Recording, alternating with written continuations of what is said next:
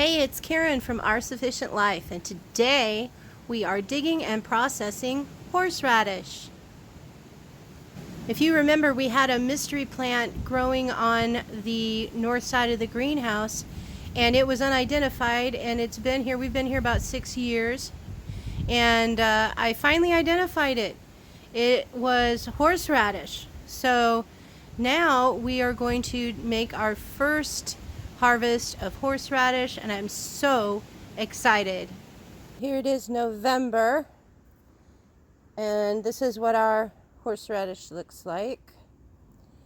So we're going to get ready to harvest this.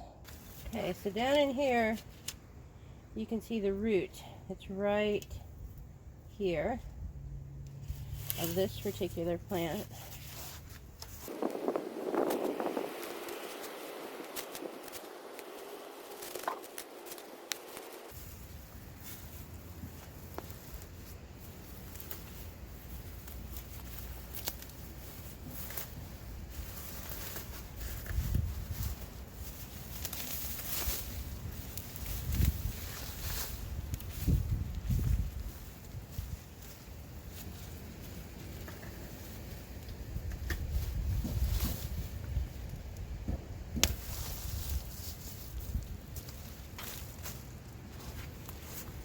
So here it is, and we're going to leave part of the root in the ground so that it comes back, so I don't really care that it broke off, but there it is.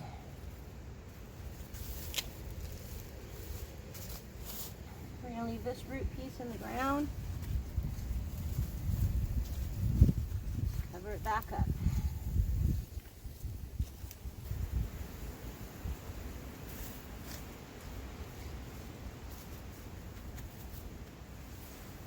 That one's done.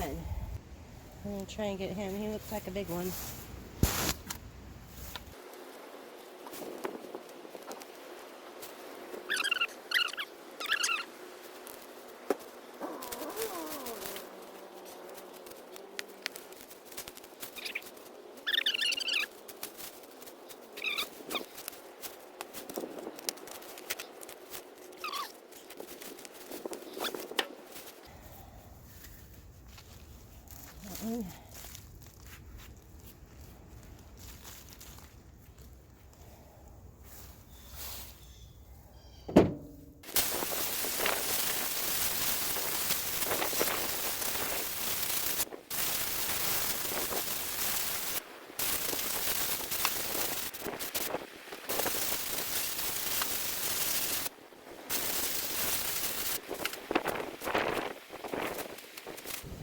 Alright, so here's the roots.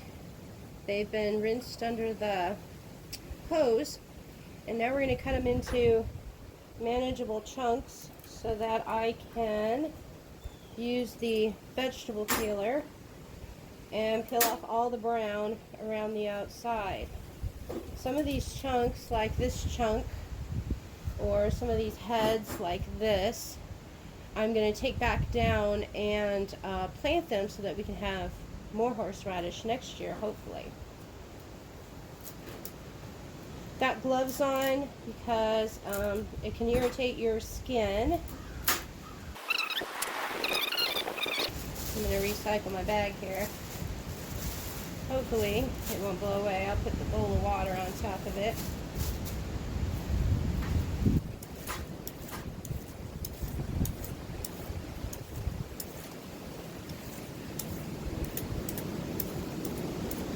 To get all the brown spots off.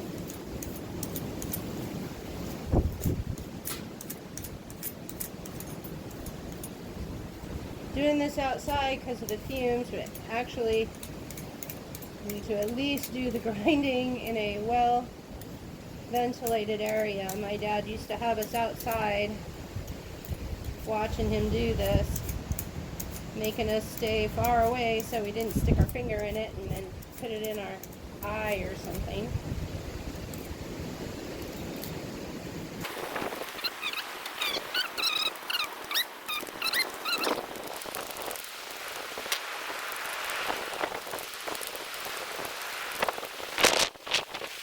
Our roots are dry. I've got my jars and things ready in the house.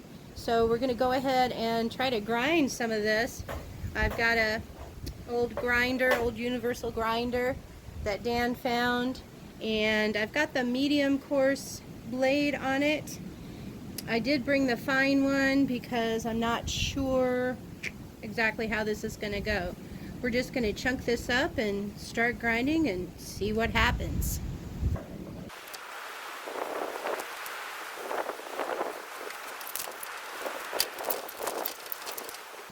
Well, I'm looking at the size of that. I'm thinking I might put the fine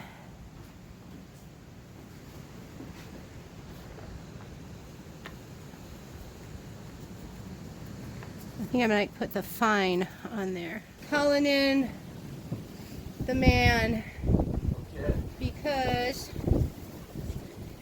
this gets really hard to turn and my back is really sore right now. Dan the man will be your turning man. Dan the turning man. Then I'll cut and Dan the man. Now I know why my dad was the grinder. Okay, so here's our ground horseradish, and it does smell like horseradish. Woo. So what I'm going to do is add a little bit of lemon juice. It tends to turn gray in the fridge, so I'm just going to stir that in. Hopefully, I don't know if it'll work, but we'll see. Whew. Well, come over here and stir it, dear. Come over here and stir it. Stir that in for me. Get your face down there when you're stirring it. No, I don't think that's necessary. No, definitely, that's not necessary. Your eyes watering yet? Yeah. Yeah, see? Yeah. Woo, yeah, I think maybe you might want to do that outside, honey. Well, I think it'll be okay once I get the vinegar and stuff in it. Whew. I don't know. Glad we didn't do the grinding in here. Yeah, you couldn't have. You couldn't really tell how potent it was out there with the breeze. Nope, that's potent. So we're going to put about 3 cups of white vinegar in here. After 2 cups, I'm going to stir it because we don't want it like soupy, but we want it not dry.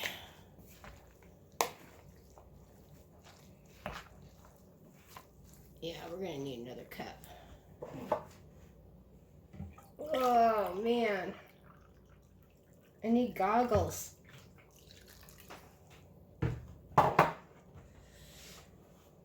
goggles?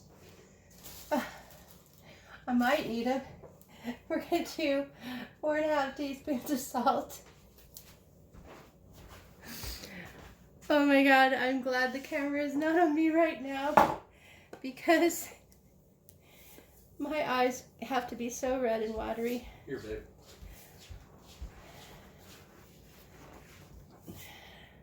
Just put them down there till I get this done. And I'm doing 8 of these because this is a 1/2 teaspoon measure. Okay. Whew. And I might need a little more vinegar.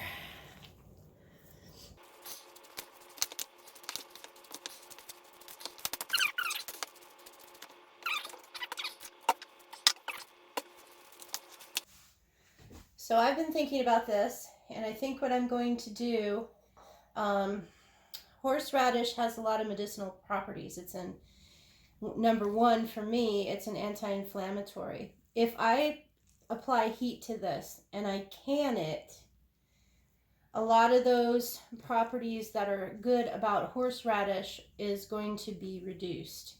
So what I think I'm going to do is you can freeze it. So I'm going to fill up a jar for the fridge, and then I'm going to freeze just under a cup in bags, and then I can refill my jar from the freezer. And I'm going to make up another jar for my friend Joan, who said she wanted some horseradish. So I'm going to make up a jar for her and stick that in the fridge too. And then I'm going to take this ice cube tray. This makes the oblong ice that you could like put in a bottle of water or something. But what I'm going to use it for is I'm going to freeze some horseradish in here, and then I'm going to pop it out into a large freezer bag. Then I can, you know, grab a piece out when I need it for a recipe or to make a good sandwich spread or something like that. So I'll tell you what, when you stir this up, oh my goodness, talk about a sinus clearer. So I'm going to re-stir this because it's been setting for a little bit. Ooh, and my eyes are already starting to water. Ooh, ugh. And what I think also is that this is probably going to last us a long time. Like, we might not have to do this next year. It may be like in every other year or every 2 to 3 years. I'm not sure, but this will last a long time in the freezer, and this should give us a lot of yummy horseradish for a long time. So first I'm just going to fill my jar.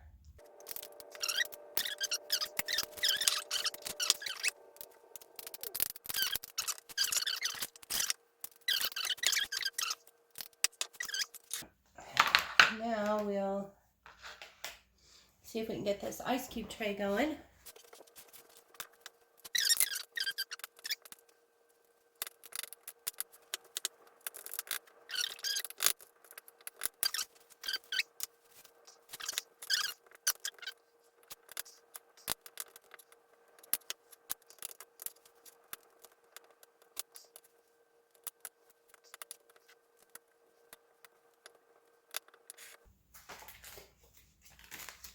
Now let's start on the bags. A little less than a cup should give me enough to fill that. So, oh, these goggles are godsend. Okay.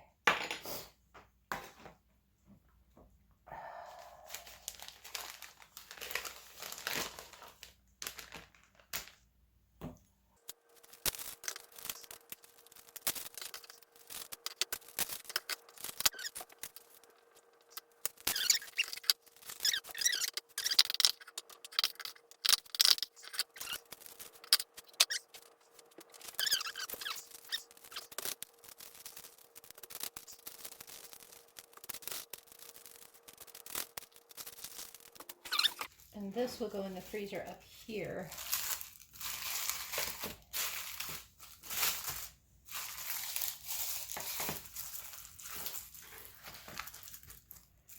There we go. It's almost safe to take the goggles off. And voila, there's my 2.5 pounds of harvested horseradish root. See you next time.